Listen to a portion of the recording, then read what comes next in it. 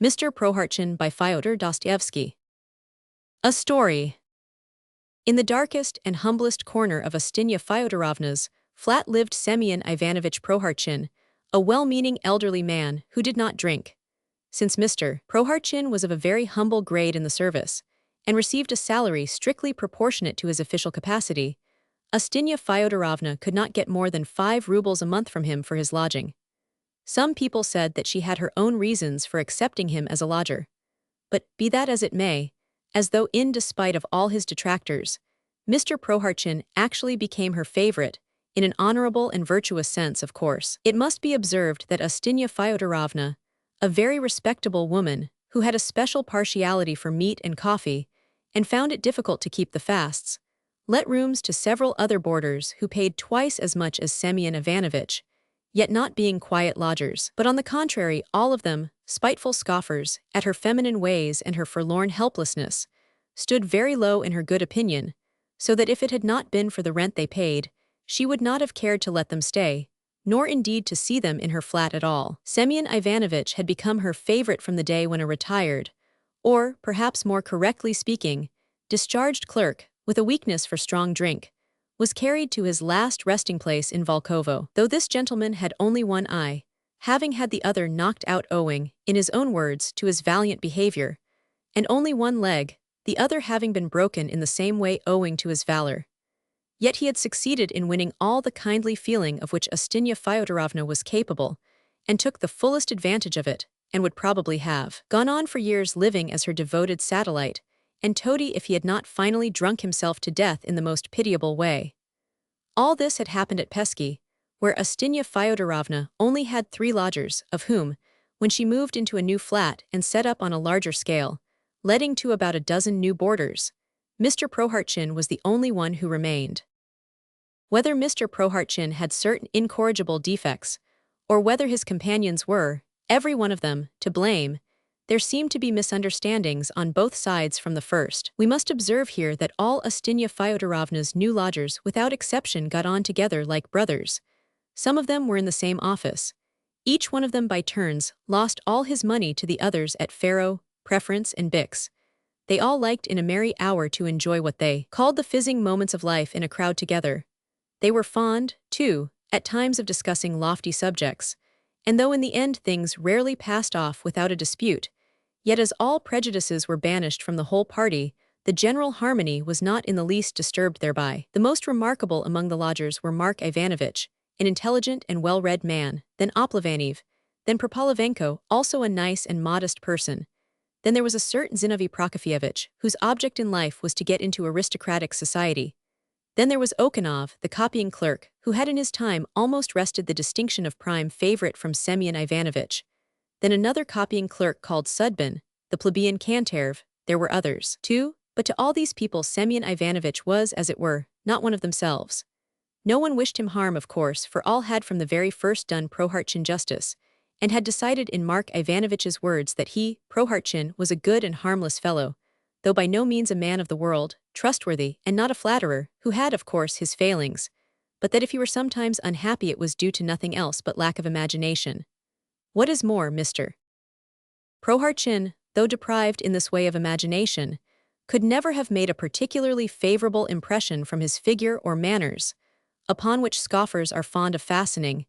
Yet his figure did not put people against him. Mark Ivanovich, who was an intelligent person, formally undertook Semyon Ivanovich's defense, and declared in rather happy and flowery language that Prohartchin was an elderly and respectable man, who had long, long ago passed the age of romance. And so, if Semyon Ivanovich did not know how to get on with people, it must have been entirely his own fault. The first thing they noticed was the unmistakable parsimony and niggardliness of Semyon Ivanovich. That was at once observed and noted, for Semyon Ivanovich would never lend anyone his teapot, even for a moment. And that was the more unjust as he himself hardly ever drank tea, but when he wanted anything drank, as a rule, rather a pleasant decoction of wild flowers and certain medicinal herbs, of which he always had a considerable store. His meals, too, were quite different from the other lodgers. He never, for instance, permitted himself to partake of the whole dinner, provided daily by Ustinya Fyodorovna for the other boarders. The dinner cost half a ruble, Semyon Ivanovich paid only 25 kopecks in copper, and never exceeded it, and so took either a plate of soup with pie or a plate of beef. Most frequently he ate neither soup nor beef, but he partook in moderation of white bread with onion, curd, salted cucumber, or something similar, which was a great deal cheaper, and he would only go back to his half-ruble dinner when he could stand it no longer. Here the biographer confesses that nothing would have induced him to allude to such realistic and low details, positively shocking and offensive to some lovers of the heroic style, if it were not that these details exhibit one peculiarity, one characteristic, in the hero of this story. For Mr. Prohartchin was by no means so poor as to be unable to have regular and sufficient meals, though he sometimes made out that he was. But he acted as he did regardless of obloquy and people's prejudices, simply to satisfy his strange whims, and from frugality and excessive carefulness. All this, however, will be much clearer later on. But we will beware of boring the reader with the description of all Semyon Ivanovich's whims, and will omit, for instance, the curious and very amusing description of his attire. And in fact, if it were not for Ustinya Fyodorovna's own reference to it, we should hardly have alluded even to the fact that Semyon Ivanovich never could make up his mind to send his linen to the wash, or if he ever did so it was so rarely that in the intervals one might have completely forgotten the existence of linen on Semyon Ivanovich. From the landlady's evidence it appeared that Semyon Ivanovich, bless his soul, poor lamb, for 20 years had been tucked away in his corner, without caring what folks thought. For all the days of his life on earth he was a stranger to socks, handkerchiefs, and all such things. And what is more, Ustinya Fyodorovna had seen with her own eyes, thanks to the decrepitude of the screen, that the poor dear man sometimes had had nothing to cover his bare skin. Such were the rumors in circulation after Semyon Ivanovich's death. But in his lifetime, and this was one of the most frequent occasions of dissension, he could not endure it if anyone, even somebody on friendly terms with him, poked his inquisitive nose uninvited into his corner, even through an aperture in the decrepit screen. He was a taciturn man, difficult to deal with, and prone to ill health. He did not like people to give him advice. He did not care for people who put themselves forward either, and if anyone jeered at him or gave him advice unasked, he would fall foul of him at once, put him to shame, and settle his business. You are a puppy, you are a featherhead, you are not one to give advice, so there, you mind your own business, sir. You'd better count the stitches in your own socks, sir, so there. Semyon Ivanovich was a plain man, and never used the formal mode of address to anyone. He could not bear it either when someone who knew his little ways would begin from pure sport pestering him with questions, such as what he had in his little trunk. Semyon Ivanovich had one little trunk. It stood under his bed, and was guarded like the apple of his eye. And though everyone knew that there was nothing in it except old rags, 2 or 3 pairs of damaged boots and all sorts of rubbish, yet Mr. Prohartchin prized his property very highly, and they used even to hear him at one time express dissatisfaction with his old, but still sound, lock, and talk of getting a new one of a special German pattern with a secret spring and various complications. When on one occasion, Zinovy Prokofyevich, carried away by the thoughtlessness of youth, gave expression to the very coarse and unseemly idea that Semyon Ivanovich was probably hiding and treasuring something in his box to leave to his descendants, everyone who happened to be by was stupefied at the extraordinary effects of Zinovy Prokofyevich's sally. At first Mr. Prohartchin could not find suitable terms for such a crude and coarse idea. For a long time words dropped from his lips quite incoherently, and it was only after a while they made out that Semyon Ivanovich was reproaching Zinovy Prokofyevich for some shabby action in the remote past. Then they realized that Semyon Ivanovich was predicting that Zinovy Prokofyevich would never get into aristocratic society, and that the tailor to whom he owed a bill for his suits would certainly beat him, because the puppy had not paid him for so long. And finally, you puppy, you, Semyon Ivanovich added, here you want to get into the hussars, but you won't, I tell you, you'll make a fool of yourself. And I tell you what, you puppy, when your superiors know all about it they will take and make you a copying clerk. So that will be the end of it. Do you hear, puppy? Then Semyon Ivanovich subsided, but after lying down for 5 hours, to the intense astonishment of everyone he seemed to have reached a decision, and began suddenly reproaching and abusing the young man again, at first to himself and afterwards addressing Zinovy Prokofyevich. But the matter did not end there, and in the evening, when Mark Ivanovich and Propolovenko made tea and asked Okanov to drink it with them, Semyon Ivanovich got up from his bed, purposely joined them, subscribing his 15 or 20 kopecks, and on the pretext of a sudden desire for a cup of tea began at great length going into the subject, and explaining that he was a poor man, nothing but a poor man, and that a poor man like him had nothing to save. Mr. Prohartchin confessed that he was a poor man on this occasion, he said, simply because the subject had come up. That the day before yesterday he had meant to borrow a ruble from that impudent fellow, but now he should not borrow it for fear the puppy should brag, that was the fact of the matter, and that his salary was such that one could not buy enough to eat, and that finally, a poor man as you see, he sent his sister-in-law in tver 5 rubles every month, that if he did not send his sister-in-law in tver 5 rubles every month his sister-in-law would die, and if his sister-in-law, who was dependent on him, were dead, he, Semyon Ivanovitch, would long ago have bought himself a new suit. And Semyon Ivanovitch went on talking in this way at great length about being a poor man, about his sister-in-law and about rubles, and kept repeating the same thing over and over again to impress it on his audience, till he got into a regular muddle, and relapsed into silence. Only 3 days later, when they had all forgotten about him, and no one was thinking of attacking him, he added something in conclusion to the effect that when Zinovy Prokofyevitch went into the hussars, the impudent fellow would have his leg cut off in the war. And then he would come with a wooden leg and say, "Semyon Ivanovitch, kind friend, give me something to eat." And then Semyon Ivanovitch would not give him something to eat, and would not look at the insolent fellow, and that's how it would be, and he could just make the best of it. All this naturally seemed very curious, and at the same time fearfully amusing. Without much reflection, all the lodgers joined together for further investigation, and simply from curiosity determined to make a final onslaught on Semyon Ivanovitch en masse. And as Mr.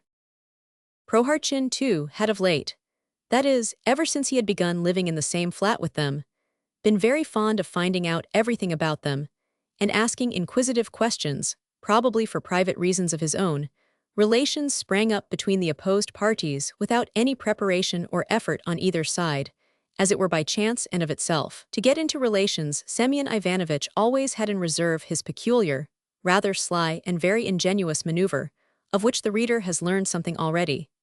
He would get off his bed about tea time, and if he saw the others gathered together in a group to make tea, he would go up to them like a quiet, sensible, and friendly person, hand over his 20 kopecks, as he was entitled to do, and announce that he wished to join them. Then the young men would wink at one another, and so indicating that they were in league together against Semyon Ivanovitch, would begin a conversation, at first strictly proper and decorous. Then one of the wittier of the party would, apropos of nothing, fall to telling them news consisting most usually of entirely false and quite incredible details. He would say, for instance, that someone had heard His Excellency that day telling Demid Vassilievitch that in his opinion married clerks were more trustworthy than unmarried, and more suitable for promotion, for they were steady, and that their capacities were considerably improved by marriage, and that therefore he, that is, the speaker, in order to improve and be better fitted for promotion, was doing his utmost to enter the bonds of matrimony as soon as possible with a certain Fevranya Prokofyevna. Or he would say that it had more than once been remarked about certain of his colleagues that they were entirely devoid of social graces and of well-bred, agreeable manners, and consequently unable to please ladies in good society, and that therefore, to eradicate this defect it would be suitable to deduct something from their salary, and with the sum so obtained to hire a hall where they could learn to dance, acquire the outward signs of gentlemanliness and good breeding, courtesy, respect for their seniors, strength of will, a good and grateful heart, and various agreeable qualities. Or he would say that it was being arranged that some of the clerks, beginning with the most elderly, were to be put through an examination in all sorts of subjects to raise their standard of culture. And in that way, the speaker would add, all sorts of things would come to light, and certain gentlemen would have to lay their cards on the table. In short, thousands of similar very absurd rumors were discussed. To keep it up, everyone believed the story at once, showed interest in it, asked questions, applied it to themselves. And some of them, assuming a despondent air, began shaking their heads and asking everyone's advice, saying what were they to do if they were to come under it.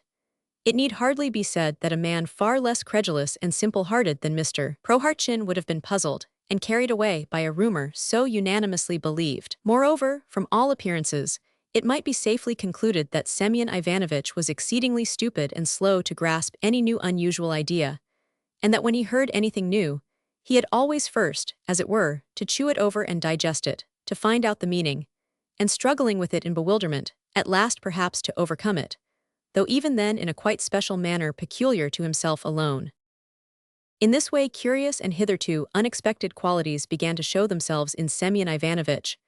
Talk and tittle-tattle followed, and by devious ways it all reached the office at last, with additions. What increased the sensation was the fact that Mr. Prohartchin, who had looked almost exactly the same from time immemorial, suddenly, apropos of nothing, wore quite a different countenance. His face was uneasy, his eyes were timid and had a scared and rather suspicious expression. He took to walking softly, starting and listening, and to put the finishing touch to his new characteristics, developed a passion for investigating the truth. He carried his love of truth at last to such a pitch as to venture, on 2 occasions, to inquire of Demid Vassilievich himself concerning the credibility of the strange rumors that reached him daily by dozens. And if we say nothing here of the consequence of the action of Semyon Ivanovitch, it is for no other reason but a sensitive regard for his reputation. It was in this way people came to consider him as misanthropic and regardless of the proprieties. Then they began to discover that there was a great deal that was fantastical about him, and in this they were not altogether mistaken, for it was observed on more than one occasion that Semyon Ivanovitch completely forgot himself, and sitting in his seat with his mouth open and his pen in the air, as though frozen or petrified, looked more like the shadow of a rational being than that rational being itself. It sometimes happened that some innocently gaping gentleman, on suddenly catching his straying, lustreless, questioning eyes, was scared and all of a tremor, and at once inserted into some important document either a smudge or some quite inappropriate word. The impropriety of Semyon Ivanovitch's behavior embarrassed and annoyed all really well-bred people. At last no one could feel any doubt of the eccentricity of Semyon Ivanovitch's mind, when one fine morning, the rumor was all over the office that Mr. Prohartchin had actually frightened Demid Vassilievich himself. For, meeting him in the corridor, Semyon Ivanovitch had been so strange and peculiar that he had forced his superior to beat a retreat. The news of Semyon Ivanovitch's behavior reached him himself at last. Hearing of it he got up at once, made his way carefully between the chairs and tables, reached the entry, took down his overcoat with his own hand, put it on, went out, and disappeared for an indefinite period. Whether he was led into this by alarm or some other impulse we cannot say, but no trace was seen of him for a time either at home or at the office. We will not attribute Semyon Ivanovitch's fate simply to his eccentricity, yet we must observe to the reader that our hero was a very retiring man, unaccustomed to society, and had, until he made the acquaintance of the new lodgers, lived in complete unbroken solitude, and had been marked by his quietness and even a certain mysteriousness. For he had spent all the time that he lodged at Pesky lying on his bed behind the screen, without talking or having any sort of relations with anyone. Both his old fellow-lodgers lived exactly as he did.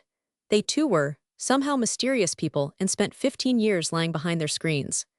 The happy, drowsy hours and days trailed by, one after the other, in patriarchal stagnation, and as everything around them went its way in the same happy fashion, neither Semyon Ivanovitch nor Ustinya Fyodorovna could remember exactly when fate had brought them together.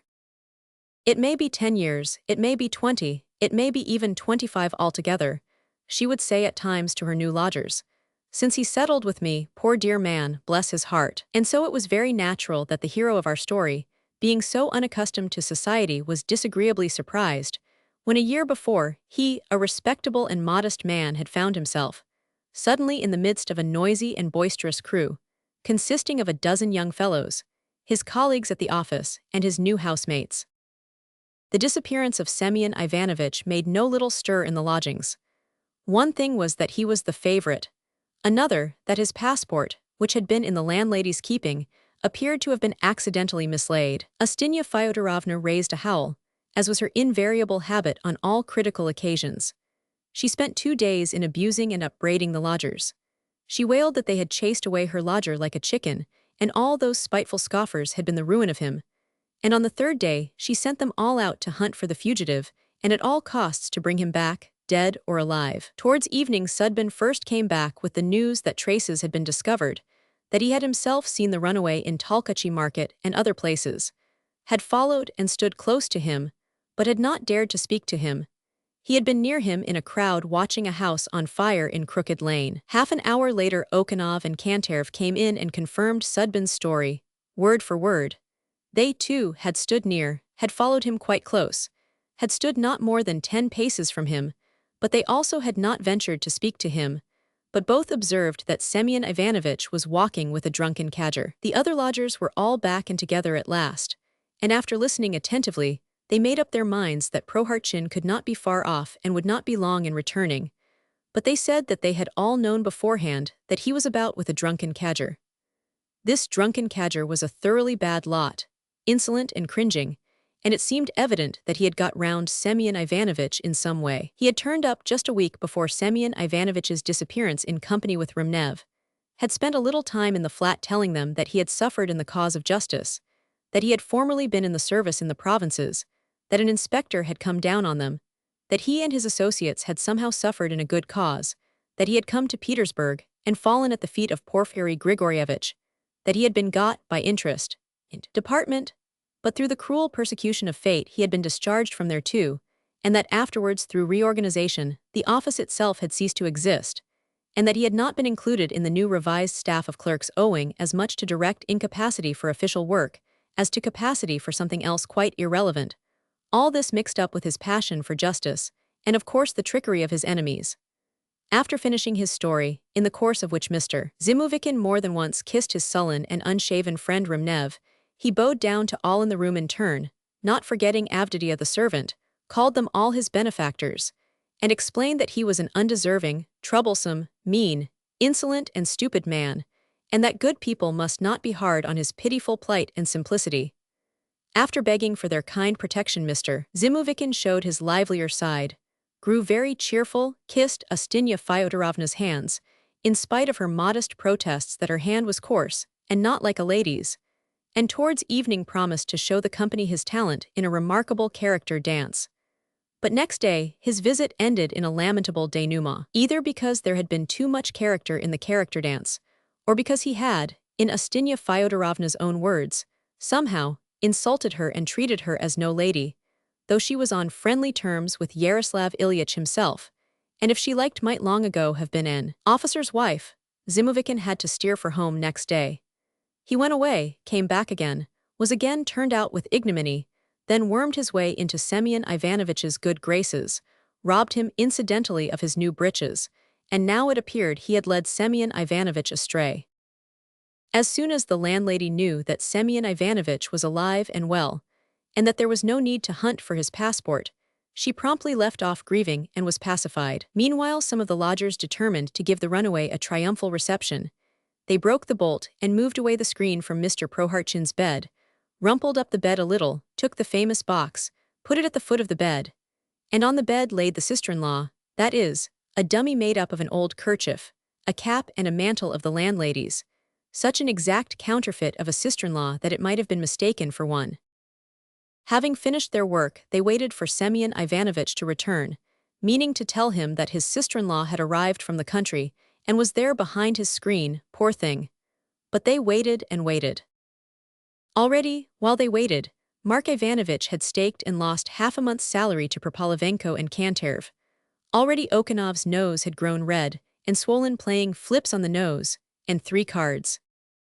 Already Avditia, the servant, had almost had her sleep out, and had twice been on the point of getting up to fetch the wood and light the stove. And Zinovy Prokofyevitch, who kept running out every minute to see whether Semyon Ivanovitch were coming, was wet to the skin. But there was no sign of anyone yet, neither Semyon Ivanovitch nor the drunken cadger. At last everyone went to bed, leaving the sister-in-law behind the screen in readiness for any emergency, and it was not till 4 o'clock that a knock was heard at the gate, but when it did come, it was so loud that it quite made up to the expectant lodgers for all the wearisome trouble they had been through. It was he himself, Semyon Ivanovitch, Mr. Prohartchin, but in such a condition that they all cried out in dismay, and no one thought about the sister-in-law. The lost man was unconscious. He was brought in, or more correctly carried in, by a sopping and tattered night cabman. To the landlady's question where the poor dear man had got so groggy, the cabman answered, "Why, he is not drunk and has not had a drop, that I can tell you for sure. But seemingly a faintness has come over him, or some sort of a fit, or maybe he's been knocked down by a blow." They began examining him, propping the culprit against the stove to do so more conveniently, and saw that it really was not a case of drunkenness, nor had he had a blow, but that something else was wrong, for for Semyon Ivanovitch could not utter a word, but seemed twitching in a sort of convulsion, and only blinked, fixing his eyes in bewilderment first on one and then on another of the spectators, who were all attired in night array. Then they began questioning the cabman, asking where he had got him from. Why, from folks out Kolomna way, he answered. Deuce knows what they are, not exactly gentry but merry, rollicking gentlemen, so he was like this when they gave him to me, whether they had been fighting or whether he was in some sort of a fit, goodness knows what it was. But they were nice, jolly gentlemen. Semyon Ivanovitch was taken, lifted high on the shoulders of 2 or 3 sturdy fellows, and carried to his bed. When Semyon Ivanovitch on being put in bed felt the sister-in-law, and put his feet on his sacred box, he cried out at the top of his voice, squatted up almost on his heels, and trembling and shaking all over, with his hands and his body he cleared a space as far as he could in his bed, while gazing with a tremulous but strangely resolute look at those present. He seemed as it were to protest that he would sooner die than give up the 100th part of his poor belongings to anyone. Semyon Ivanovitch lay for 2 or 3 days closely barricaded by the screen, and so cut off from all the world and all its vain anxieties. Next morning, of course, everyone had forgotten about him. Time, meanwhile, flew by as usual, hour followed hour and day followed day. The sick man's heavy, feverish brain was plunged in something between sleep and delirium, but he lay quietly and did not moan or complain. On the contrary, he kept still and silent and controlled himself, lying low in his bed, just as the hare lies close to the earth when it hears the hunter. At times a long depressing stillness prevailed in the flat, a sign that the lodgers had all gone to the office, and Semyon Ivanovitch, waking up, could relieve his depression by listening to the bustle in the kitchen, where the landlady was busy close by, or to the regular flop of Avdiyia's downtrodden slippers as, sighing and moaning, she cleared away, rubbed and polished, tidying all the rooms in the flat. Whole hours passed by in that way, drowsy, languid, sleepy, wearisome, like the water that dripped with a regular sound from the locker into the basin in the kitchen. At last the lodgers would arrive, one by one or in groups, and Semyon Ivanovitch could very conveniently hear them abusing the weather, saying they were hungry, making a noise, smoking, quarreling and making friends, playing cards, and clattering the cups as they got ready for tea. Semyon Ivanovitch mechanically made an effort to get up and join them, as he had a right to do at tea, but he at once sank back into drowsiness, and dreamed that he had been sitting a long time at the tea-table, having tea with them and talking, and that Zinovy Prokofyevitch had already seized the opportunity to introduce into the conversation some scheme concerning sisters-in-law and the moral relation of various worthy people to them. At this point, Semyon Ivanovitch was in haste to defend himself and reply, but the mighty formula that flew from every tongue, it has more than once been observed, cut short all his objections, and Semyon Ivanovitch could do nothing better than begin dreaming again that today was the 1st of the month, and that he was receiving money in his office.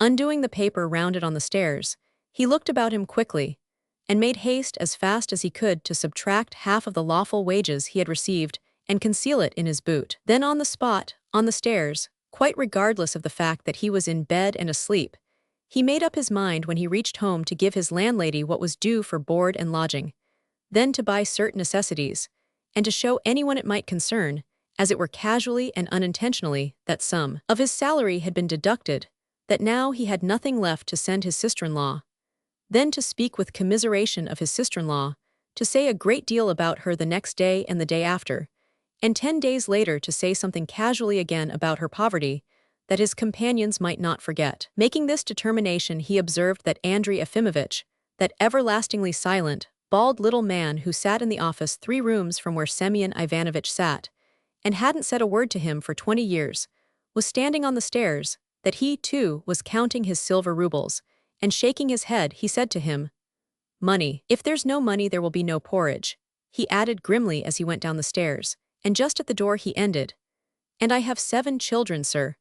Then the little bald man, probably equally unconscious that he was acting as a phantom and not as a substantial reality, held up his hand about 30 inches from the floor, and waving it vertically, muttered that the eldest was going to school, then glancing with indignation at Semyon Ivanovitch, as though it were Mr. Prohartchin's fault that he was the father of 7, pulled his old hat down over his eyes, and with a whisk of his overcoat, he turned to the left and disappeared. Semyon Ivanovitch was quite frightened, and though he was fully convinced of his own innocence in regard to the unpleasant accumulation of 7 under one roof, yet it seemed to appear that in fact no one else was to blame but Semyon Ivanovitch. Panic-stricken, he set off running, for it seemed to him that the bald gentleman had turned back, was running after him, and meant to search him and take away all his salary, insisting upon the indisputable number 7, and resolutely denying any possible claim of any sort of sisters-in-law upon Semyon Ivanovitch. Prohartchin ran and ran, gasping for breath. Beside him was running, too, an immense number of people, and all of them were jingling their money in the tailpockets of their skimpy little dress coats. At last everyone ran up. There was the noise of fire engines, and whole masses of people carried him almost on their shoulders up to that same house on fire which he had watched last time in company with the drunken cadger. The drunken cadger, alias Mr. Zimovichin, was there now too. He met Semyon Ivanovitch, made a fearful fuss, took him by the arm and led him into the thickest part of the crowd. Just as then in reality, all about them was the noise and uproar of an immense crowd of people, flooding the whole of Fontanka embankment between the 2 bridges, as well as all the surrounding streets and alleys. Just as then, Semyon Ivanovitch, in company with the drunken cadger, was carried along behind a fence, where they were squeezed as though in pincers in a huge timberyard full of spectators who had gathered from the street, from Talkachi market, and from all the surrounding houses, taverns, and restaurants. Semyon Ivanovitch saw all this and felt as he had done at the time. In the whirl of fever and delirium, all sorts of strange figures began flitting before him. He remembered some of them. One of them was a gentleman who had impressed every one extremely, a man 7 feet high, with whiskers half a yard long, who had been standing behind Semyon Ivanovitch's back during the fire, and had given him encouragement from behind, when our hero had felt something like ecstasy and had stamped as though intending thereby to applaud the gallant work of the firemen, from which he had an excellent view from his elevated position. Another was the sturdy lad from whom our hero had received a shove by way of a lift on to another fence, when he had been disposed to climb over it, possibly to save someone. He had a glimpse, too, of the figure of the old man with a sickly face, in an old wadded dressing gown, tied round the waist, who had made his appearance before the fire in a little shop buying sugar and tobacco for his lodger, and who now, with a milk can and a quart pot in his hands, made his way through the crowd to the house in which his wife and daughter were burning together, with 13.5 rubles in the corner, under the bed. But most distinct of all was the poor, sinful woman of whom he had dreamed more than once during his illness. She stood before him now as she had done then, in wretched bark shoes and rags, with a crutch and a wicker basket on her back. She was shouting more loudly than the firemen or the crowd, waving her crutch and her arms, saying that her own children had turned her out, and that she had lost 2 coppers in consequence. The children and the coppers and the children, were mingled together in an utterly incomprehensible muddle, from which every one withdrew baffled, after vain efforts to understand. But the woman would not desist. She kept wailing, shouting, and waving her arms, seeming to pay no attention either to the fire up to which she had been carried by the crowd from the street, or to the people about her, or to the misfortune of strangers, or even to the sparks and red-hot embers which were beginning to fall in showers on the crowd standing near. At last Mr. Prohartchin felt that a feeling of terror was coming upon him, for he saw clearly that all this was not, so to say, an accident, and that he would not get off scot-free. And indeed, upon the woodstack, close to him, was a peasant, in a torn smock that hung loose about him, with his hair and beard singed, and he began stirring up all the people against Semyon Ivanovitch. The crowd pressed closer and closer. The peasant shouted, and foaming at the mouth with horror, Mr. Prohartchin suddenly realized that this peasant was a cabman whom he had cheated 5 years before in the most inhuman way, slipping away from him without paying through a side gate, and jerking up his heels as he ran as though he were barefoot on hot bricks. In despair, Mr. Prohartchin tried to speak, to scream, but his voice failed him. He felt that the infuriated crowd was twining round him like a many-colored snake, strangling him, crushing him. He made an incredible effort and awoke. Then he saw that he was on fire, that all his corner was on fire, that his screen was on fire, that the whole flat was on fire, together with Ustinya Fyodorovna and all her lodgers, that his bed was burning, his pillow, his quilt, his box, and last of all, his precious mattress. Semyon Ivanovitch jumped up, clutched at the mattress and ran dragging it after him. But in the landlady's room into which, regardless of decorum, our hero ran just as he was, barefoot and in his shirt, he was seized, held tight, and triumphantly carried back behind the screen, which meanwhile was not on fire.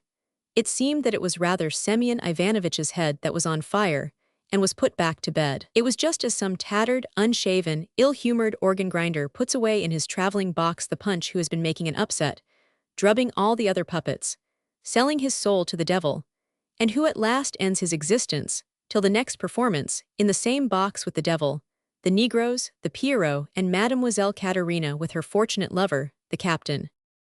Immediately everyone, old and young, surrounded Semyon Ivanovich, standing in a row round his bed and fastening eyes full of expectation on the invalid.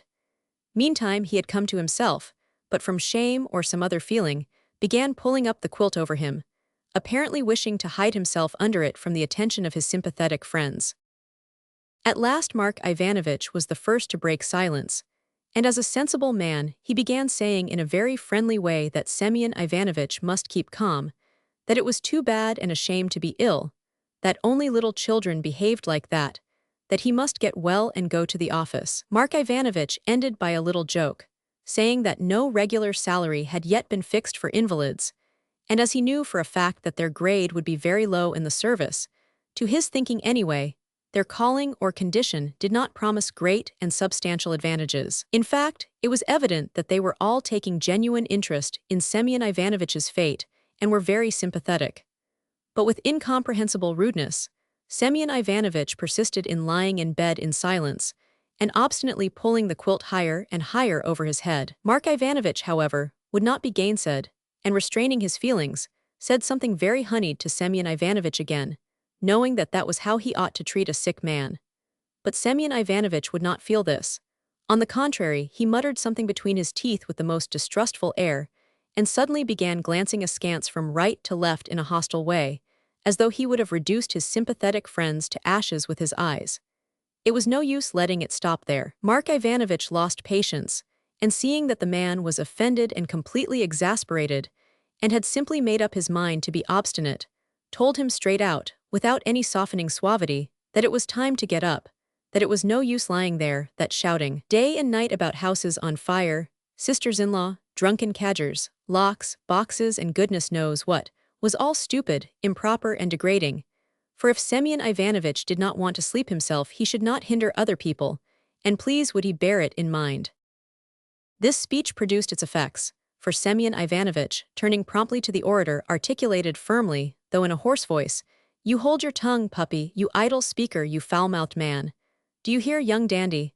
Are you a prince, eh? Do you understand what I say?" Hearing such insults, Mark Ivanovich fired up, but realizing that he had to deal with a sick man, magnanimously overcame his resentment and tried to shame him out of his humor, but was cut short in that too. For Semyon Ivanovich observed at once that he would not allow people to play with him for all that. Mark Ivanovich wrote poetry. Then followed a silence of 2 minutes. At last, recovering from his amazement, Mark Ivanovich, plainly, clearly in well-chosen language, but with firmness, declared that Semyon Ivanovich ought to understand that he was among gentlemen, and you ought to understand, sir, how to behave with gentlemen. Mark Ivanovich could on occasion speak effectively and liked to impress his hearers, but probably from the habit of years of silence, Semyon Ivanovich talked and acted somewhat abruptly, and moreover, when he did on occasion begin a long sentence, as he got further into it, every word seemed to lead to another word, that other word to a third word, that third to a fourth, and so on, so that his mouth seemed brimming over. He began stuttering, and the crowding words took to flying out in picturesque disorder. That was why Semyon Ivanovich, who was a sensible man, sometimes talked terrible nonsense. "You are lying," he said now. "You booby, you loose fellow, you'll come to want, you'll go begging, you seditious fellow, you loafer. Take that, you poet. Why, you are still raving, aren't you, Semyon Ivanovich?" "I tell you what," answered Semyon Ivanovich, "fools rave, drunkards rave, dogs rave, but a wise man acts sensibly. I tell you, you don't know your own business, you loafer, you educated gentleman, you learned book. Here you'll get on fire and not notice your heads burning off. What do you think of that?" "Why, how do you mean burn my head off, Semyon Ivanovich?" Mark Ivanovich said no more, for everyone saw clearly that Semyon Ivanovich was not yet in his sober senses, but delirious. But the landlady could not resist remarking at this point that the house in Crooked Lane had been burnt owing to a bald wench, that there was a bald-headed wench living there, that she had lighted a candle and set fire to the lumber room, but nothing would happen in her place, and everything would be all right in the flats. "But look here, Semyon Ivanovitch," cried Zinovy Prokofyevitch, losing patience and interrupting the landlady. "You old fogey, you old crock, you silly fellow, are they making jokes with you now about your sister-in-law or examinations in dancing? Is that it? Is that what you think?" "Now, I tell you what," answered our hero, sitting up in bed and making a last effort in a paroxysm of fury with his sympathetic friends. "Who's the fool? You are the fool, a dog is a fool, you joking gentleman. But I am not going to make jokes to please you, sir. Do you hear, puppy? I am not your servant, sir." Semyon Ivanovitch would have said something more, but he fell back in bed helpless. His sympathetic friends were left gaping in perplexity, for they understood now what was wrong with Semyon Ivanovitch and did not know how to begin. Suddenly the kitchen door creaked and opened, and the drunken cadger, alias Mr. Zimovkin, timidly thrust in his head, cautiously sniffing round the place as his habit was. It seemed as though he had been expected. Everyone waved to him at once to come quickly, and Zimovkin, highly delighted, with the utmost readiness and haste jostled his way to Semyon Ivanovitch's bedside. It was evident that Zimovkin had spent the whole night in vigil and in great exertions of some sort. The right side of his face was plastered up, his swollen eyelids were wet from his running eyes, his coat and all his clothes were torn, while the whole left side of his attire was bespattered with something extremely nasty, possibly mud from a puddle. Under his arm was somebody's violin, which he had been taking somewhere to sell. Apparently they had not made a mistake in summoning him to their assistance, for seeing the position of affairs, he addressed the delinquent at once, and with the air of a man who knows what he is about and feels that he has the upper hand, said, "What are you thinking about? Get up, Senka. What are you doing, a clever chap like you? Be sensible, or I shall pull you out of bed if you are obstreperous. Don't be obstreperous." This brief but forcible speech surprised them all. Still more were they surprised when they noticed that Semyon Ivanovitch, hearing all this and seeing this person before him, was so flustered and reduced to such confusion and dismay that he could scarcely mutter through his teeth in a whisper the inevitable protest. "Go away, you wretch," he said. "You are a wretched creature, you are a thief, do you hear? Do you understand? You are a great swell, my fine gentleman, you regular swell." "No, my boy," Zimovkin answered emphatically, retaining all his presence of mind. "You're wrong there, you wise fellow, you regular Prohartchin," Zimovkin went on, parodying Semyon Ivanovitch and looking round gleefully. "Don't be obstreperous. Behave yourself, Senka, behave yourself, or I'll give you away. I'll tell them all about it, my lad, do you understand?" Apparently Semyon Ivanovitch did understand, for he started when he heard the conclusion of the speech, and began looking rapidly about him with an utterly desperate air. Satisfied with the effect, Mr. Zimovkin would have continued, but Mark Ivanovitch checked his zeal, and waiting till Semyon Ivanovitch was still and almost calm again, began judiciously impressing on the uneasy invalid at great length that, to harbor ideas such as he now had in his head was, first, useless, and secondly, not only useless but harmful, and in fact not so much harmful as positively immoral.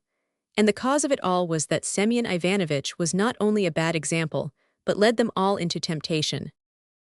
Everyone expected satisfactory results from this speech. Moreover, by now Semyon Ivanovitch was quite quiet and replied in measured terms. A quiet discussion followed. They appealed to him in a friendly way, inquiring what he was so frightened of. Semyon Ivanovitch answered, but his answers were irrelevant.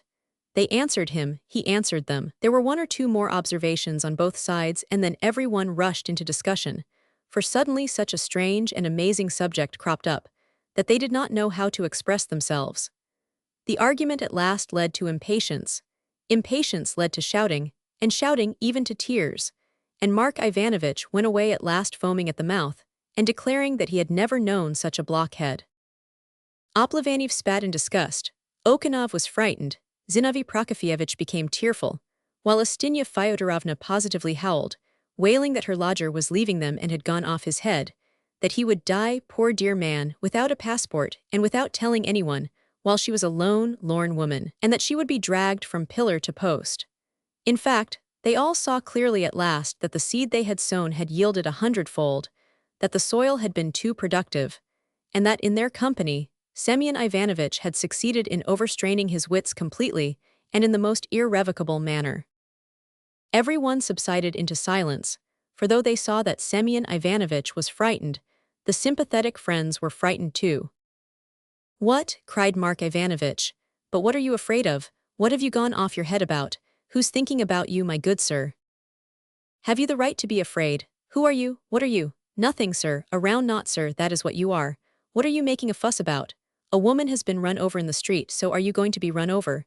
Some drunkard did not take care of his pocket, but is that any reason why your coattails should be cut off? A house is burnt down, so your head is to be burnt off, is it? Is that it, sir, is that it?" You stupid," muttered Semyon Ivanovitch. "If your nose were cut off you would eat it up with a bit of bread and not notice it." "I may be a dandy," shouted Mark Ivanovitch, not listening. "I may be a regular dandy, but I have not to pass an examination to get married, to learn dancing. The ground is firm under me, sir. Why, my good man, haven't you room enough? Is the floor giving way under your feet, or what?" "Well, they won't ask you, will they? They'll shut one up and that will be the end of it." "The end of it, that's what's up. What's your idea now, eh?" "Why, they kicked out the drunken cadger." "Yes, but you see that was a drunkard, and you are a man, and so am I." "Yes, I am a man. It's there all right one day and then it's gone." "Gone, but what do you mean by it?" "Why, the office, the off ice." "Yes, you blessed man, but of course the office is wanted and necessary." "It is wanted, I tell you. It's wanted today and it's wanted tomorrow, but the day after tomorrow it will not be wanted. You have heard what happened." "Why, but they'll pay you your salary for the year, you doubting Thomas, you man of little faith. They'll put you into another job on account of your age." "Salary, but what if I have spent my salary, if thieves come and take my money? And I have a sister-in-law, do you hear? A sister-in-law, you battering ram." "A sister-in-law, you are a man." "Yes, I am a man. But you are a well-read gentleman and a fool, do you hear? You battering ram, you regular battering ram. That's what you are. I am not talking about your jokes, but there are jobs such that all of a sudden they are done away with. And Demid, do you hear? Demid Vassilievich says that the post will be done away with." "Ah, bless you with your Demid, you sinner, why you know. In a twinkling of an eye you'll be left without a post, then you'll just have to make the best of it." "Why, you are simply raving, or clean off your head. Tell us plainly, what have you done? Own up if you have done something wrong, it's no use being ashamed. Are you off your head, my good man, eh?"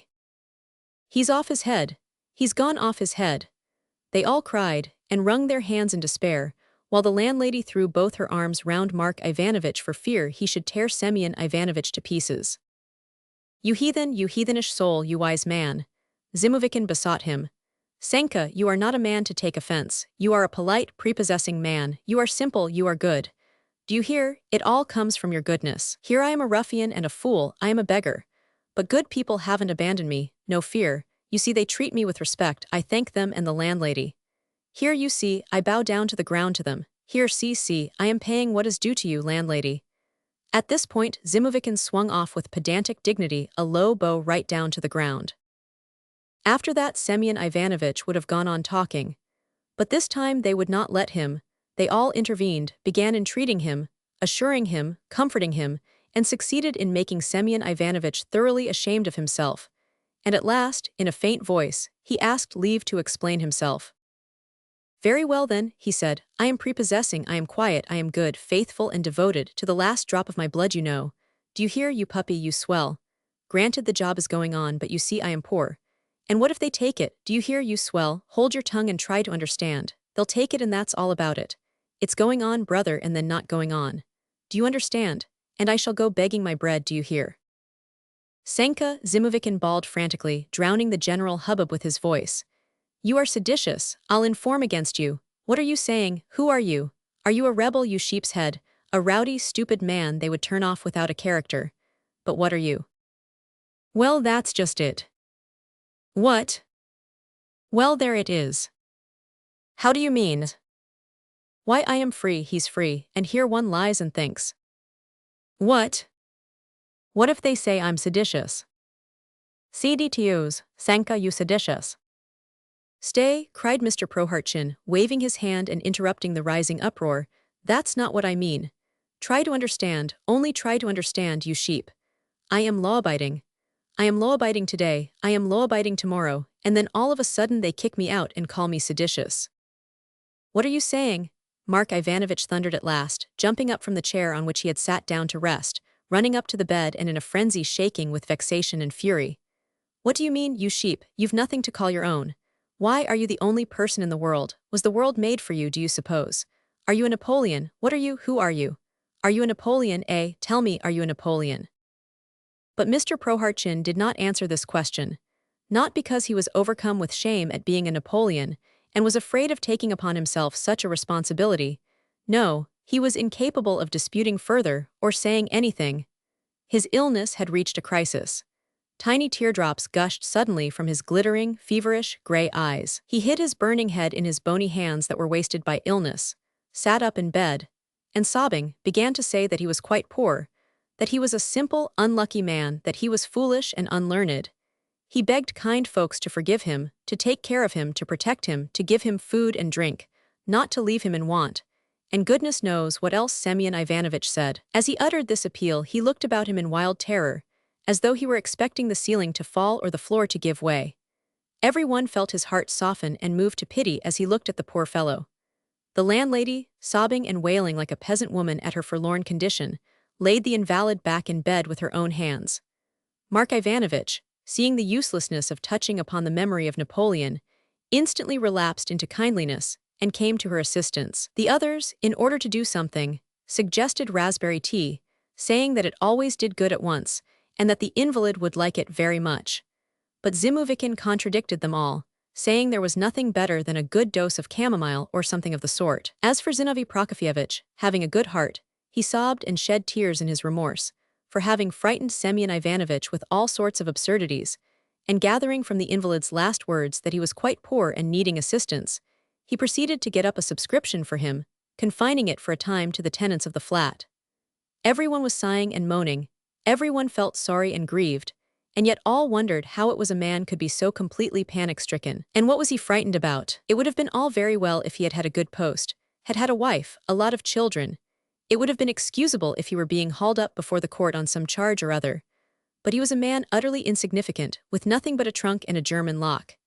He had been lying more than 20 years behind his screen, saying nothing, knowing nothing of the world nor of trouble, saving his halfpence, and now at a frivolous, idle word the man had actually gone off his head, was utterly panic-stricken at the thought he might have a hard time of it. And it never occurred to him that everyone has a hard time of it. If he would only take that into consideration, Okhanov said afterwards, that we all have a hard time, then the man would have kept his head, would have given up his antics and would have put up with things, one way or another. All day long nothing was talked of but Semyon Ivanovich. They went up to him, inquired after him, tried to comfort him, but by the evening he was beyond that. The poor fellow began to be delirious, feverish. He sank into unconsciousness, so that they almost thought of sending for a doctor. The lodgers all agreed together and undertook to watch over Semyon Ivanovich and soothe him by turns through the night, and if anything happened to wake all the rest immediately. With the object of keeping awake, they sat down to cards, setting beside the invalid his friend, the drunken cadger, who had spent the whole day in the flat and had asked leave to stay the night. As the game was played on credit and was not at all interesting, they soon got bored. They gave up the game, then got into an argument about something, then began to be loud and noisy, finally dispersed to their various corners, went on for a long time angrily shouting and wrangling, and as all of them felt suddenly ill-humored they no longer cared to sit up, so went to sleep. Soon it was as still in the flat as in an empty cellar, and it was the more like one because it was horribly cold. The last to fall asleep was Okhanov. And it was between sleeping and waking, as he said afterwards, I fancied just before morning 2 men kept talking close by me. Okhanov said that he recognized Zimuvikin, and that Zimuvikin began waking his old friend Remnev just beside him, that they talked for a long time in a whisper. Then Zimuvikin went away and could be heard trying to unlock the door into the kitchen. The key, the landlady declared afterwards, was lying under her pillow and was lost that night. Finally, Okhanov testified. He had fancied he had heard them go behind the screen to the invalid and light a candle there. And I know nothing more, he said. I fell asleep and woke up, as everybody else did, when everyone in the flat jumped out of bed at the sound behind the screen of a shriek that would have roused the dead, and it seemed to many of them that a candle went out at that moment. A great hubbub arose, everyone's heart stood still. They rushed pell-mell at the shriek, but at that moment there was a scuffle, with shouting, swearing, and fighting. They struck a light and saw that Zimuvikin and Remnev were fighting together, that they were swearing and abusing one another. And as they turned the light on them, one of them shouted, "It's not me, it's this ruffian," and the other, who was Zimuvikin, was shouting, "Don't touch me, I've done nothing. I'll take my oath any minute." Both of them looked hardly like human beings. But for the first minute they had no attention to spare for them. The invalid was not where he had been behind the screen. They immediately parted the combatants and dragged them away, and saw that Mr. Prohartchin was lying under the bed. He must, while completely unconscious, have dragged the quilt and pillow after him, so that there was nothing left on the bedstead but the bare mattress, old and greasy. He never had sheets. They pulled Semyon Ivanovitch out, stretched him on the mattress, but soon realized that there was no need to make trouble over him, that he was completely done for. His arms were stiff, and he seemed all to pieces. They stood over him. He still faintly shuddered and trembled all over, made an effort to do something with his arms, could not utter a word, but blinked his eyes as they say heads do when still warm and bleeding, after being just chopped off by the executioner. At last the body grew more and more still. The last faint convulsions died away. Mr. Prohartchin had set off with his good deeds and his sins. Whether Semyon Ivanovitch had been frightened by something, whether he had had a dream, as Remnev maintained afterwards, or there had been some other mischief, nobody knew. All that can be said is, that if the head clerk had made his appearance at that moment in the flat, and had announced that Semyon Ivanovitch was dismissed for sedition, insubordination, and drunkenness, if some old draggle-tailed beggar woman had come in at the door, calling herself Semyon Ivanovitch's sister-in-law, or if Semyon Ivanovitch had just received 200 rubles as a reward, or if the house had caught fire and Semyon Ivanovitch's head had been really burning, he would in all probability not have deigned to stir a finger in any of these eventualities. While the first stupefaction was passing over, while all present were regaining their powers of speech, were working themselves up into a fever of excitement, shouting and flying to conjectures and suppositions, while Astinya Fyodorovna was pulling the box from under his bed, was rummaging in a fluster under the mattress, and even Semyon Ivanovitch's boots, while they cross-questioned Remnev and Zimuvikin, Okanov, who had hitherto been the quietest, humblest, and least original of the lodgers, suddenly plucked up all his presence of mind and displayed all his latent talents, by taking up his hat and under cover of the general uproar slipping out of the flat. And just when the horrors of disorder and anarchy had reached their height in the agitated flat, till then so tranquil, the door opened and suddenly there descended upon them, like snow upon their heads, a personage of gentlemanly appearance, with a severe and displeased-looking face. Behind him Yaroslav Ilyitch, behind Yaroslav Ilyitch his subordinates, and the functionaries whose duty it is to be present on such occasions, and behind them all, much embarrassed, Mr. Okanov. The severe-looking personage of gentlemanly appearance went straight up to Semyon Ivanovitch, examined him, made a wry face, shrugged his shoulders, and announced what everybody knew, that is, that the dead man was dead, only adding that the same thing had happened a day or two ago to a gentleman of consequence, highly respected, who had died suddenly in his sleep. Then the personage of gentlemanly, but displeased-looking, appearance walked away saying that they had troubled him for nothing, and took himself off. His place was at once filled, while Remnev and Zimuvikin were handed over to the custody of the proper functionaries, by Yaroslav Ilyitch, who questioned someone, adroitly took possession of the box, which the landlady was already trying to open, put the boots back in their proper place, observing that they were all in holes and no use, asked for the pillow to be put back, called up Okanov, asked for the key of the box which was found in the pocket of the drunken cadger, and solemnly, in the presence of the proper officials, unlocked Semyon Ivanovitch's property. Everything was displayed: 2 rags, a pair of socks, half a handkerchief, an old hat, several buttons, some old soles, and the uppers of a pair of boots, that is, all sorts of odds and ends, scraps, rubbish, trash which had a stale smell. The only thing of any value was the German lock. They called up Okanov and cross-questioned him sternly, but Okanov was ready to take his oath. They asked for the pillow, they examined it. It was extremely dirty, but in other respects it was like all other pillows. They attacked the mattress. They were about to lift it up but stopped for a moment's consideration, when suddenly and quite unexpectedly something heavy fell with a clink on the floor. They bent down and saw on the floor a screw of paper, and in the screw some dozen rubles. Hey, said Yaroslav Ilyich, pointing to a slit in the mattress from which hair and stuffing were sticking out. They examined the slit, and found that it had only just been made with a knife, and was half a yard in length.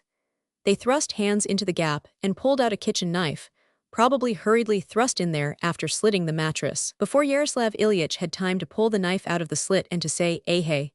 Again, another screw of money fell out, and after it, one at a time, 2 half rubles, a quarter ruble, then some small change, and an old-fashioned, solid 5-kopeck piece.